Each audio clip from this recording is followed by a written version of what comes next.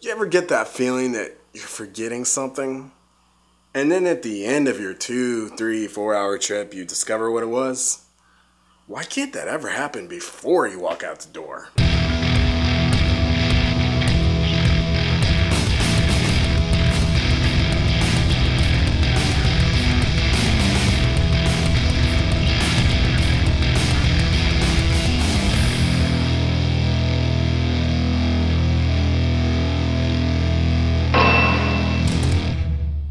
In case you've been living under a rock lately, there was a huge passion conference in Atlanta recently in the Georgia Dome. They raised something like $3 million for the cause of eliminating slavery, in addition to donating tons of other things for the needy. This is a fantastic thing to happen, and I thank God for the generosity shown by all these college students and campus ministers. There was something that was bugging me though, just sitting there in the back of my mind. I couldn't figure out what it was until the other day when I was reading the 2nd chapter of Luke. The circumstances of Christ's birth and what they signified nailed me squarely between the eyes.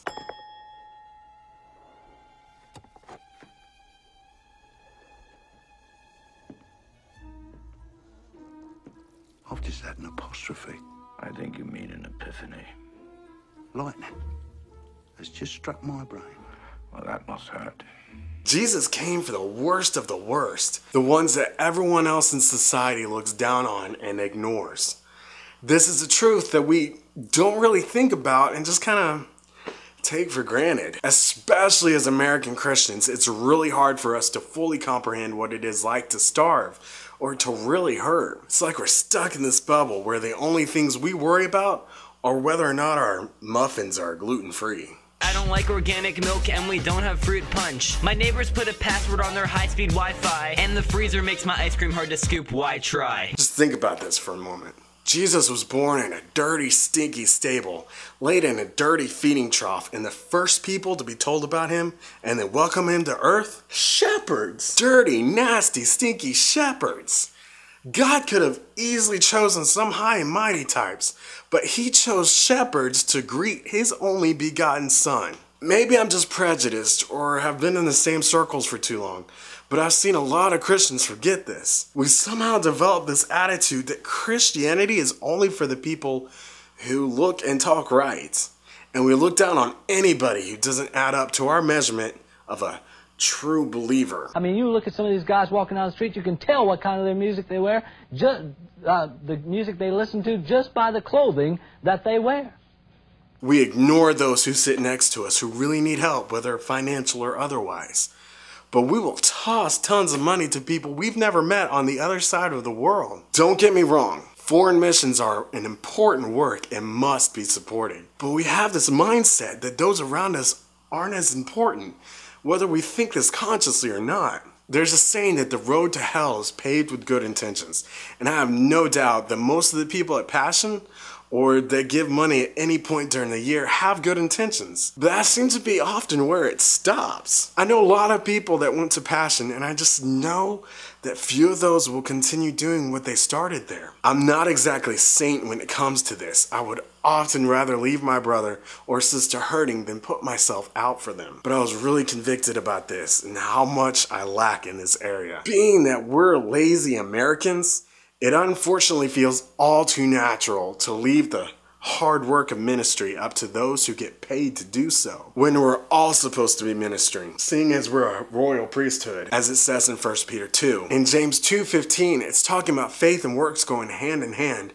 and it says, if a brother or sister is poorly clothed and lacking in daily food, and one of you says to them, go in peace, be warmed and filled, without giving them the things necessary for the body, what good is that? I don't even want to think of all the people that have told me what they needed and I did nothing to actually help them. While I have never been homeless out on the streets, God has graciously provided. I have experienced the burden that is not having money to pay the bills or even fill the gas tank. I've had a credit card canceled because I couldn't pay it off immediately. And I've nearly defaulted on a car loan because I just couldn't pay for a couple months. But I don't tell anybody these things because I know that I will get only one of two responses. It will either be an awkward, oh, well, that stinks, and then quick change of subject, or it will be a generic, well, I'll pray for you. And then quick change of subject. The second way is preferable. I'll take all the prayer I can get. But they're both the reason nobody wants to talk about their needs. It also comes across in Christian circles that your personal needs and struggles just aren't that important compared to all those biggies like cancer, poverty, war, etc. This is what really needs to change in the church, and it will if given a good enough push and enough education on what Jesus actually told us to do. We need to listen to what other people are struggling with and make it clear that we care, even if we can't physically help. Jesus said that they will know we are his disciples if we have love for each other. When we can love each other fully, then we will change the world one person at a time. It just takes an active effort to listen and notice when someone is hurting or in need. These outward showings of love and support are just as important as prayer. We can't have faith without works. Jesus reached out to the unwanted of society, not caring what the big shots of his day thought. We can do that too because we have the Holy Spirit. We just need to listen and put aside our personal standards for what a Christian should look like. Soli Deo Gloria. Be sure to subscribe and let us know some good local ministries we can work alongside with in the comments below. This is Ian, signing off.